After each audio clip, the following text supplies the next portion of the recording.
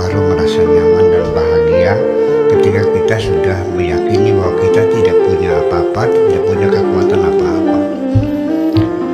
Sebabnya kita kecewa karena kita merasa punya apa-apa. Kalau orang itu dia yakin tidak punya apa-apa dan tidak bisa apa-apa, dari mana munculnya sombong? Setiap kali engkau diberi kelebihan oleh Tuhan dengan kecerdasan, dengan harta, dengan kekuasaan, dengan kesaktian, dengan keilmuan, dengan kecantikan, dan lain sebagainya, maka setiap engkau merasakan ada kelebihan, kamu akan terdorong untuk memunculkan sifat sombong itu.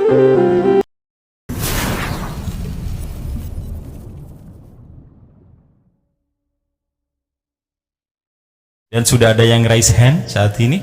Ada Mas Kahar di Riau. Assalamualaikum Mas Kahar. Assalamualaikum semua ya, followers, ya, semoga diberi kesehatan selalu, bisa mencerdaskan orang. Buya, saya cuma meminta amalan sama Buya, ya, kalau boleh. Minta apa? Saya sering merasa, walaupun saya sering merasa sekecil apapun tetap ada kesombongan di dalam diri saya. Bagaimana cara untuk menghilangkannya, Buya? Mungkin saya pun meyakini bahwa sekecil apapun kesombongan yang ada di dalam diri, mungkin itulah yang membuat Tuhan pun tidak mau mungkin memperkenalkan dirinya atau apa. Jadi saya minta amalan kepada Buya, bagaimana cara menghilangkan kesombongan pada diri kita. Terima kasih, Buya. Assalamualaikum warahmatullahi wabarakatuh. Waalaikumsalam warahmatullahi wabarakatuh. Ini amalan atau nasihat Buya? Ya. Untuk agar tidak sombong, tapi bilangnya minta amalan agar tidak sombong. Bagaimana wiridnya Buya? Wiridnya wiridnya ya Azizu ya Jabbar, ya Azizu ya Jabbar. Berapa kali nanti vibrasinya saya tidak hafal ya,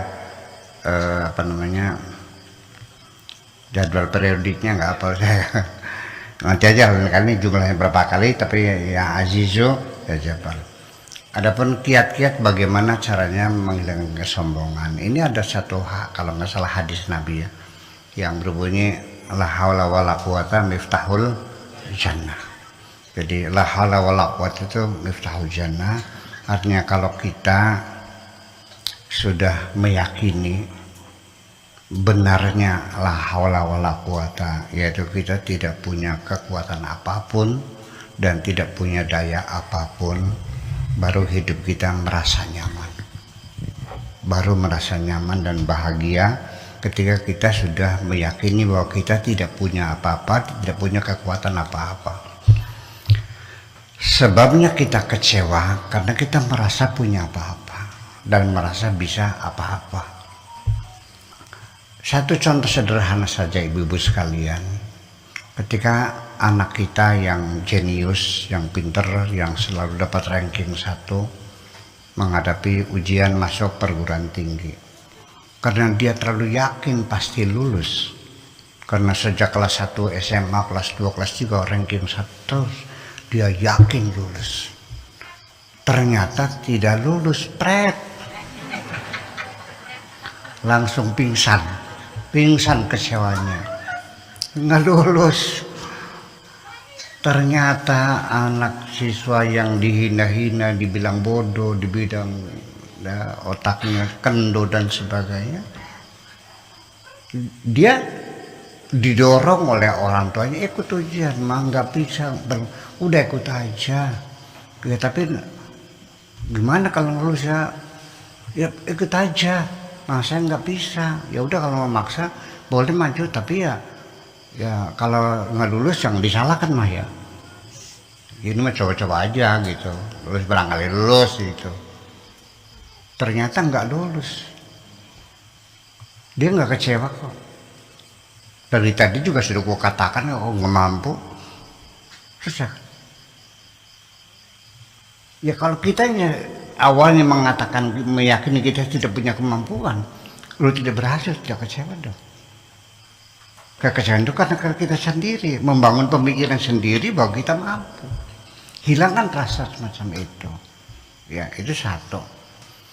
Kemudian lagi bahwa ketika orang itu merasa tidak punya apa-apa, tidak bisa apa-apa, lalu yang jadi masalah, kapan dia sombong? Kalau orang itu dia yakin tidak punya apa-apa dan tidak bisa apa-apa, dari mana munculnya sombong? Jadi sombong itu adalah karena kepengakuan kita sendiri atas diri kita sendiri, kita punya sesuatu dan kita bisa sesuatu. Itu menjadi persoalannya.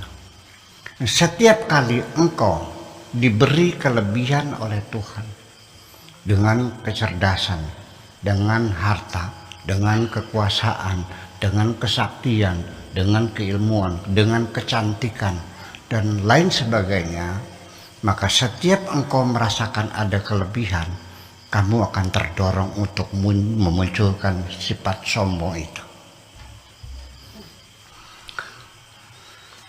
Bu, yang sombong tuh yang cantik apa yang jelek tuh?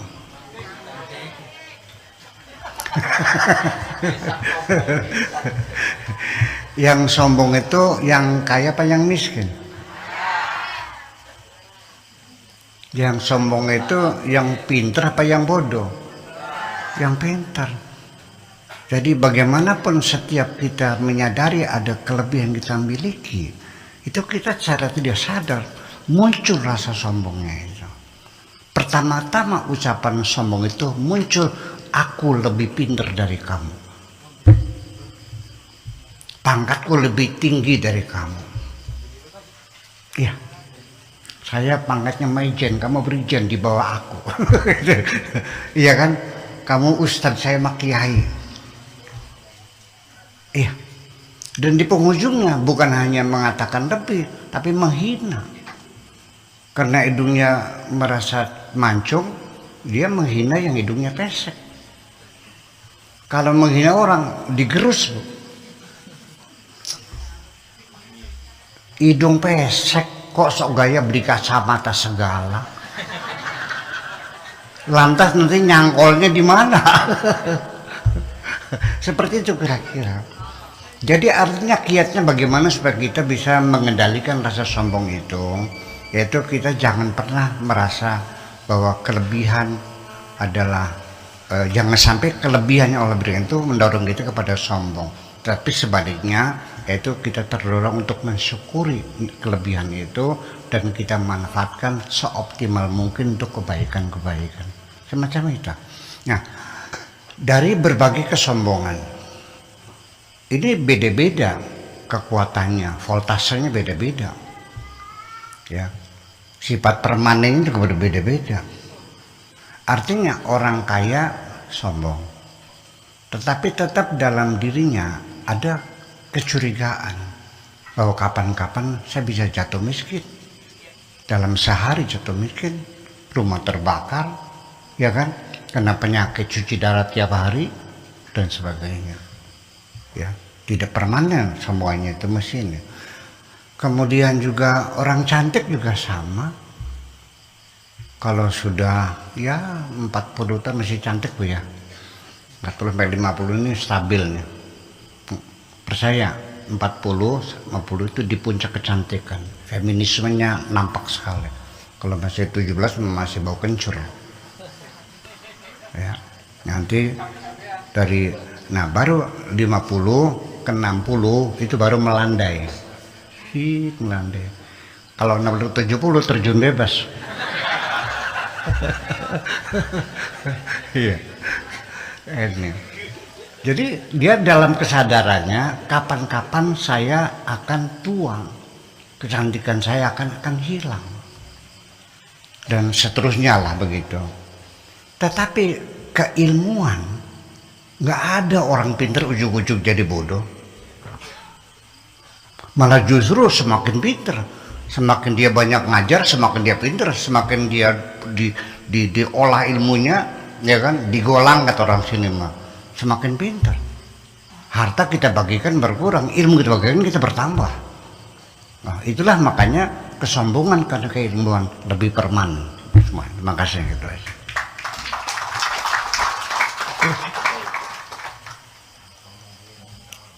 Cek.